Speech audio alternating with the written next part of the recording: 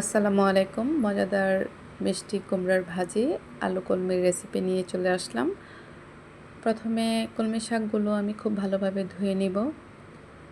কাটার আগে যদি কলমি শাক ভালোভাবে ধুয়ে নেওয়া হয় তাহলে এটার পুষ্টিগুণ 100% বজায় থাকে। তো এই জন্য আমি কলমি শাকগুলো এট ফার্স্ট ধুয়ে নিব। তারপর আমি এটা সুন্দর করে কেটে নিব, ছোট ছোট করে কেটে নিব যাতে খুব সহজে সিদ্ধ হয়ে যায়। এমনিতেও কলমি শাক খুবই কচি থাকে, নরম থাকে, তো রান্না করার ঝামেলা নেই, খুবই ইজি। কাটাকাটি শেষে আমি চলে গেলাম চুলোতে, বসিয়ে দিলাম রান্না। তো অ্যাট ফার্স্ট আমি তেল দিয়ে দিলাম, তারপর রসুন কুচি এবং পেঁয়াজ কুচি, তারপর কাঁচামরিচ দিয়ে আমি নেড়ে চেড়ে নিব। কারণ হচ্ছে বেশি নাড়াচাড়ায় নাকি অনেক বেশি স্বাদ হয়, যত বেশি নাড়াচাড়া তত বেশি স্বাদ। সেজন্য আসলে বেশি নাড়াচাড়া না, কথাটা হাস্যকর হাস্যকর না, একদিক দিয়ে ঠিক আছে, কিন্তু নাড়াচাড়া না করে সেটা পুড়ে যাবে, এটাও একটা সাইড আছে। তারপরে একটু হলুদ লবণ দিয়ে দিলাম। হলুদ লবণ দিয়ে দেওয়ার পর আমি দিয়ে দিব সেখানে শাকটা। আবার সেখানে আলু দিয়ে দিয়েছিলাম একটা, আমার ছেলে আবার আলু খেতে খুবই পছন্দ করে, একটা আলু কেটে দিয়েছিলাম। তারপর আমি ভালোভাবে এটা উল্টে পাল্টে মশলাগুলো মাখিয়ে নিব, মিশিয়ে নিব।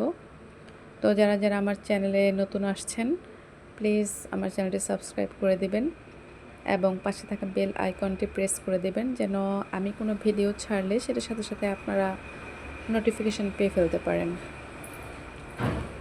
তো দেখুন আমার রান্নাটা প্রায় কাছাকাছি চলে আসছে। রান্না করতে করতে কত কথা মনে হয়, এটা সেটা, অনেক সময় দাঁড়িয়ে রান্না করি, কেউ রান্না করে তাদের সময় যায় না, আবার কেউ এমন হয় রান্না করে কুলোতে পারে না, এসে দেখে নিচ দিয়ে পোড়া লেগে গেছে, এরকম হয়, অনেক সময় এরকম হয়। তো এখন আমি মিষ্টি কুমড়াটা ভাজি করে নিব। তো আমার চ্যানেলে যারা যারা বললামই তো নতুন আছেন প্লিজ সাবস্ক্রাইব করে দিবেন এবং সুন্দর কিছু কমেন্টস করে যাবেন। আপনাদের কমেন্টস পড়তে আমার ভালো লাগে, ভালো লাগা থেকে আস্তে আস্তে ভালোবাসা তৈরি হয়ে যাবে, নো প্রবলেম। তারপর আমার আসলে মিষ্টি কুমড়াতে জিরার গুঁড়া দিলে ভালো লাগে, জিরার গুঁড়া শেষ হয়ে গেছে তাই একটু জিরে ভেজে নিলাম, নিয়ে আমি ব্লেন্ড করে নিয়েছি। তেল দিয়ে দিলাম, গোটা জিরে দিয়ে দিলাম, তারপর পেঁয়াজ দিয়ে দিব,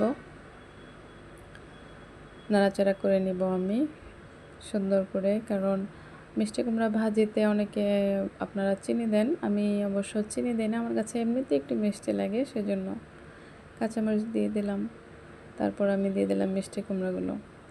তো এই মিষ্টি কুমড়াটা আসলে দেখতে ভালোই, আমার কাছে ভালোই লেগেছে, মনে হয়েছে এত মিষ্টি হবে না, কারণ বেশি মিষ্টি হলে আমার কাছে বেশি ভালো লাগে না, সেজন্য আমি মিষ্টি কুমড়াটা এনেছিলাম। তো নাড়াচাড়া করে নিলাম। অনেক সময় মিষ্টি কুমড়া হয় কি, মানে এখান থেকে যে পানিটা ওঠে সেটা দিয়ে সিদ্ধ হয় না, এর জন্য একটু পানি দিতে হয়। তো আমি হলুদ আর লবণ দিয়ে নিয়েছি। মিষ্টি কুমড়াতে আসলে মরিচের গুঁড়ো দিলে মিষ্টি আর ঝালে গলা জ্বলে, সেজন্য কাঁচামরিচটা দেওয়ার চেষ্টা করবেন সব সময়, কাঁচামরিচটা দিলে কিন্তু ভালো লাগে। তো যারা যারা আমার এই পেজে আসছেন সবাইকে ধন্যবাদ, যারা যারা দেখছেন ভিডিওটি সবাইকে অসংখ্য ধন্যবাদ। আমার একটি ফেসবুক পেজ আছে অনলাইনে, এসকে ফ্যাশন গ্যালারি, তো যাদের ভালো লাগবে সেখান থেকে ঘুরে আসতে পারেন। অনলাইন বিজনেস, অনেক ভালো ভালো জিনিস পাওয়া যায় সেখান থেকে, কিন্তু আপনারা সোল্ড করতে পারেন। তো আমি লাস্ট দিয়ে দিলাম হচ্ছে ধনেপাতা, ধনেপাতা দিলে স্বাদটাই অন্যরকম হয়ে যায়। সব কিছু শেষে ধনেপাতা জিরে গুঁড়ো দিলে কিন্তু টেস্টে অন্যরকম।